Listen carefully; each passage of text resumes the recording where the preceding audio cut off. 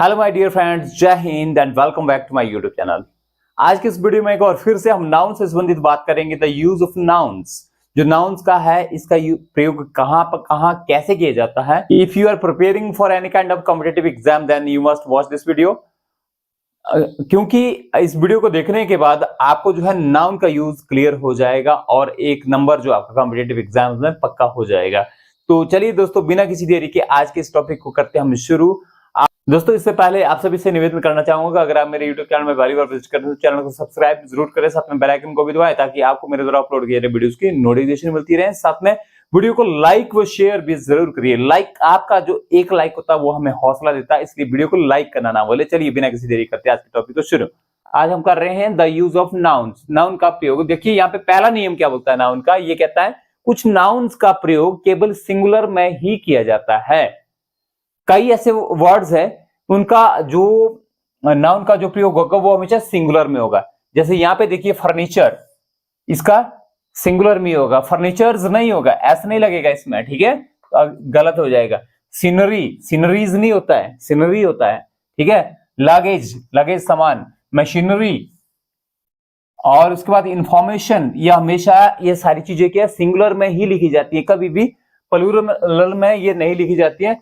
Advice, red, business, hair, ये सभी जो वर्ड्स यहाँ पे दिए गए हैं नाउन, जितने भी नाउन है ये हमेशा सिंगुलर में ही लिखे जाते हैं।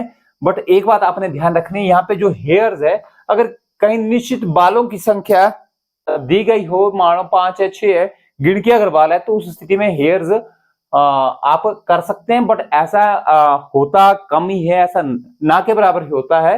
बट ऐसा है जितने भी वर्ड्स है ये नाउन्स है, all these nouns are always used in the singular form, and then you must think and you must remember, or I can say that you must cram these words. आपको ये रटने ही होंगे ये शब्द, because this is the exception of English language. You know very well the English language is the exceptional language, and we find different type of variations in English language while reading and speaking and understanding.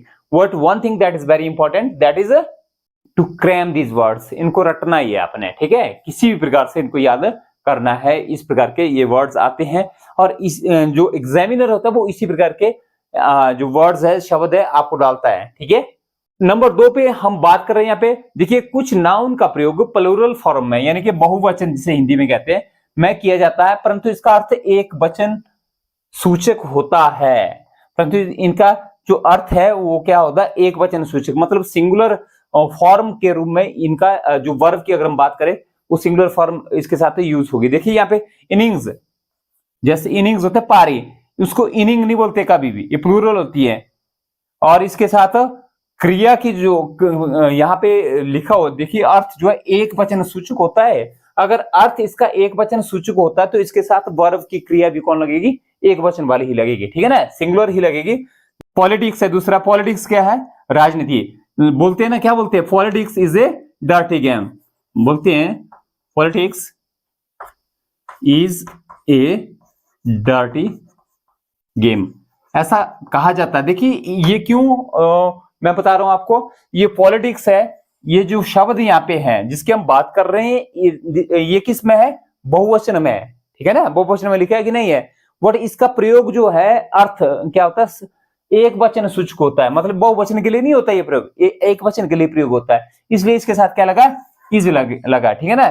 नहीं तो ऐसा होना था politics are, politics are नहीं होगा, politics is होगा। जितने भी शब्द है, इनिंग्स है, पॉलिटिक्स है, वेजेस है, न्यूज है, समन्स है, मैथमेटिक्स है, फिजिक्स है, इकोनॉमिक्स है, ये सारे क्या है, ये बहुवचन वाले जो प्लूरल फॉर्म में शब्द है, परंतु इनका जो अर्थ होता है वो हमेशा एक वचन में होता है। और इसके साथ जब एक वचन में इसका प्रयोग होता है तो इसके साथ वर्ब की फॉर्म भी कौन लगती है, सिंगुलर लगती है। नंबर 3 में लिखा है कुछ नाउन्स का प्रयोग प्लूरल फॉर्म में ही किया जाता है और बहुवचन क्रिया का ही प्रयोग उनके साथ किया जाता है।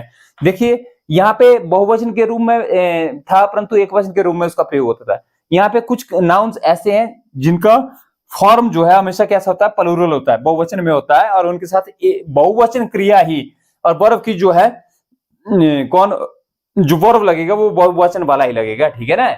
जैसे यहाँ पे देखो, यहाँ पे लिखा है सरकमस्टांसेस, परिस्थितियां, सर्कमस्टांस नहीं होता है, सर्कमस्टांसिस ही होगा, कंटेंट्स ही होता है, एसेट्स ही होगा, थैंक्स होगा और आर्म्स होगा। इनके साथ क्या लगेगा, ये बहुवचन फॉर्म में ही इसका प्रयोग किया जाता है, सिंगुलर में ये किया नहीं जाता है। मान लो हम क्या लिखते हैं, परिस्थितियां अच्छी नहीं थी, सर्कमस्टांसिस लिखा हुआ ना, सर्कमस्टांसिस आर या वर लगेगा इसमें, सॉरी अच्छी नहीं थी, सर्कमस्टांसिस वर नॉट गुड, ठीक है ना। इस प्रकार समझ गए ना। इनके साथ बहुवचन क्रिया का कौन सा फॉर्म लगती है, बहुवचन वाली लगेगी। अब देखिए यहाँ पे जैसे दो सिरों वाली यहाँ पे लिखा है ना, मिलती जुलती, ये दो सिरों वाली कोई भी चीज है, जैसे कैंची हो गई, चिमटा हो गया, शूज हो गए, जुराबे हो गई, ये क्या है, सेम सिरों वाली है, यानी कि जोड़े में है। जो चीज भी लगभग जोड़े में होती है उनको जो हमेशा बहुवचन में ही लिखा जाता है। कैसे लिखा जाता है, बहुवचन में। देखो यहाँ पे शूज है, शूज क्या होता है, जूते होते हैं, ठीक है, शू अकेला नहीं लिखते हैं। यहाँ पे सॉक लिखा मैंने, यहाँ पे क्या होगा, सॉक्स, क्या होगा यहाँ पे, सॉक्स, मोजे जिनको हम जुराबे बोलते हैं, ठीक है ना। टोंग्स, टोंग्स क्या होता है, चिमटा होता है। स्पेक्टेकल्स, स्पेक्टेकल क्या हो गया, चश्मा हो गया, ठीक है ना।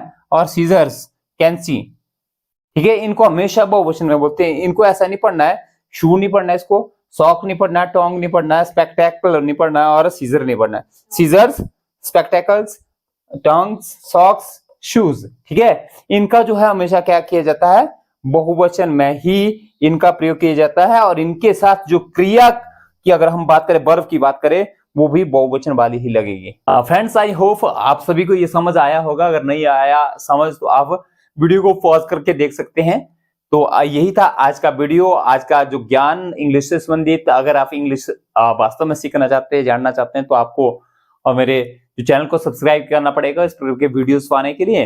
तो आज का वीडियो कैसा लगा इस बारे में कमेंट सेक्शन में जरूर बताएं। वीडियो सही लगा या गलत लगा, अगर आपको लग रहा है इसमें किसी प्रकार की गलत इंफॉर्मेशन बाय चांस हो गई है, तो आप लिखे मुझे सजेस्ट करें, तो मैं उसका समाधान करने का प्रयास करूंगा।